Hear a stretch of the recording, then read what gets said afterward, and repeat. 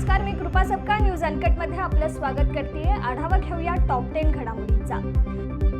बारामती येथे 2 मजली व सर्व सेवायुक्त व तब्बल 50 कोटी रुपये खर्च करून तयार करण्यात आलेल्या बस स्थानकाचे उद्घाटन राज्याचे मुख्यमंत्री एकनाथ शिंदे, उपमुख्यमंत्री देवेंद्र फडणवीस, अजितदादा पवार यांच्या उपस्थितीत होणार आहे। या बस स्थानकात एकाच वेळी 22 बसेस उभ्या राहू शकतील, त्याचबरोबर 80 बसेस मुक्कामी राहू शकतील। त्याचबरोबर स्वतंत्र अनेक विभाग बनवण्यात आले आहेत। व्यापारी गाळे ही बनवण्यात आली आहेत।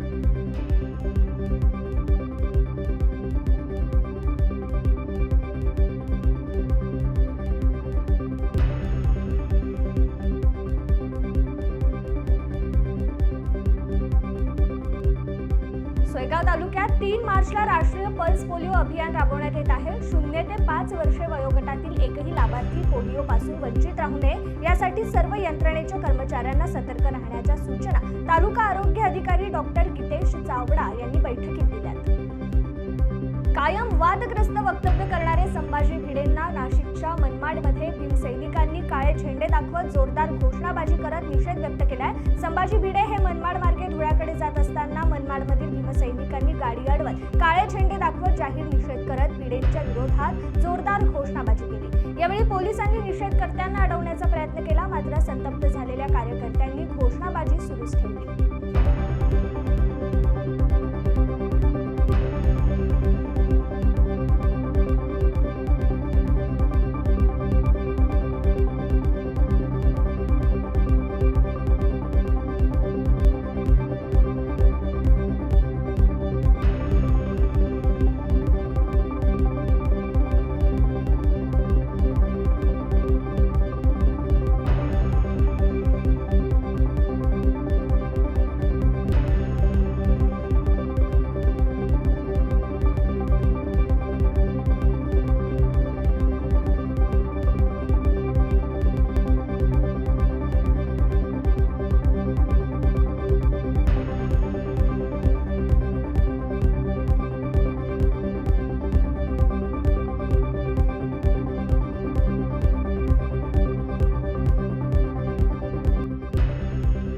कराड तालुका मराठा समाज बांधवांची गुरुवारी सायंकाळी कराडमध्ये बैठक झाली। या बैठकीत राज्य शासनाच्या व केंद्र सरकारच्या निषेधार्थ मराठा समाज बांधवांनी संतप्त प्रतिक्रिया व्यक्त केल्या। ओबीसी प्रवर्गातून आरक्षण मिळणे हा मराठा समाज बांधवांचा हक्क असताना तो डावलला जात असूनही विरोधी पक्षाचे केवळ बघ्याची भूमिका घेत आहे। त्यामुळेच आगामी लोकसभा निवडणुकीत सत्ताधारी व विरोधी पक्षांच्या निषेधार्थ सातारा लोकसभा मतदारसंघातील कराड तालुक्यातील प्रत्येक गावातून 2 ते 3 उमेदवारी अर्ज दाखल करण्याचा निर्धार मराठा समाज बांधवांनी व्यक्त केला आहे।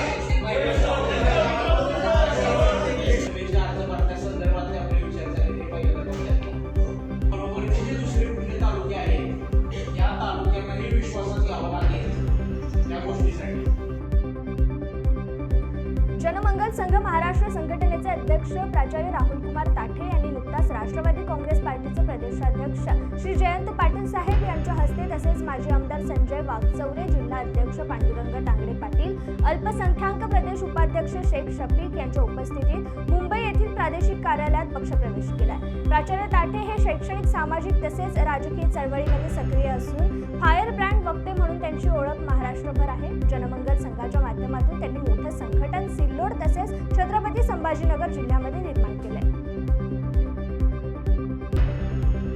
समृद्धी महामार्गाच्या भरवीर ते इगतपुरी या टप्प्याच्या लोकार्पणाचा मुहूर्त ठरलाय। येत्या 4 मार्चला हा टप्पा वाहतुकीसाठी खुला केला जाणार आहे। त्याची तयारी महाराष्ट्र राज्य रस्ते विकास महामंडळाने पूर्ण केली आहे। त्यामुळे समृद्धी महामार्गाने नागपूर येथून आलेल्या वाहनांना थेट इगतपुरीपर्यंत पोहोचणे शक्य होणार आहे। समृद्धी महामार्ग 701 किलोमीटर लांबीचा असून त्यातील नागपूर ते शिर्डी हा 520 किलोमीटरचा पहिला टप्पा डिसेंबर 2022 मध्ये सुरू करण्यात आला होता। तर या महामार्गाचा शिर्डी ते भरवीर हा दुसरा टप्पाही सुरू करण्यात आला असून आता सुमारे 600 किलोमीटर मार्गावरून ही वाहतूक सुरू होते।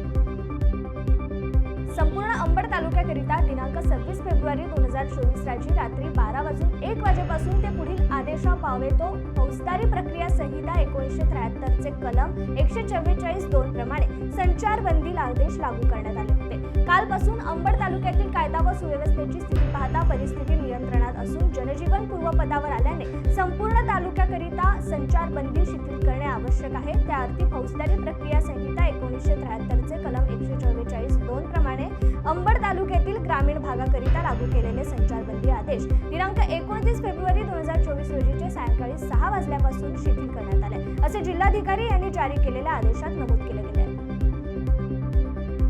राष्ट्रवादी काँग्रेस एससीपीचे अध्यक्ष शरद पवार यांनी मुख्यमंत्री एकनाथ शिंदे आणि दोन्ही उपमुख्यमंत्री अजित पवार आणि देवेंद्र फडणवीस यांना त्यांच्या बारामती निवासस्थानी उद्या जेवणाचं आमंत्रण दिलंय. याबाबत त्यांनी एक पत्र लिहिलंय. भाजपची लोकसभेची पहिली यादी आज येण्याची शक्यता वर्तवण्यात येते. पंतप्रधान नरेंद्र मोदींच्या उपस्थितीत देशभरातील 18 राज्यातील सुमारे 160 ते 180 उमेदवारांवर शिक्कामोर्तब करण्यात आल्याची माहिती मिळते. ही यादी 3 टप्प्यात घोषित केली जाण्याची शक्यता आहे. पहिल्या यादीत महाराष्ट्रातील नावं असण्याचा अंदाज वर्तवला जातोय. आगामी लोकसभा निवडणुकीतील उमेदवारांच्या निश्चितीसाठी भाजपच्या केंद्रीय निवडणूक समितीच्या मेगा बैठक झाली. सिद्धार्थ मल्होत्रा मुख्य भूमिकेत असलेल्या योद्धा चित्रपटाचा ट्रेलर नुकताच प्रदर्शित करण्यात आलाय. काही दिवसांपूर्वी थ्रिलिंग अंदाजात योद्धा चित्रपटाचे पोस्टर रिलीज करण्यात आले होते. 37,000 फूट उंचावरून हे पोस्टर लॉन्च झाले होते. तसेच आता हटके अंदाजात योद्धा चित्रपटाचे पोस्टर लॉन्च करण्यात आलाय. थेट विमानातून आणि प्रेक्षकांच्या समवेत योद्धा चित्रपटाचा हा ट्रेलर लॉन्च करण्यात आलाय. तसेच 15 मार्च रोजी हा चित्रपटगृहांमध्ये प्रदर्शित करण्यात येणार आहे. या बातमीसह टॉप 10 मध्ये इथेच थांबूयात. पाहत रहा न्यूज अनकट.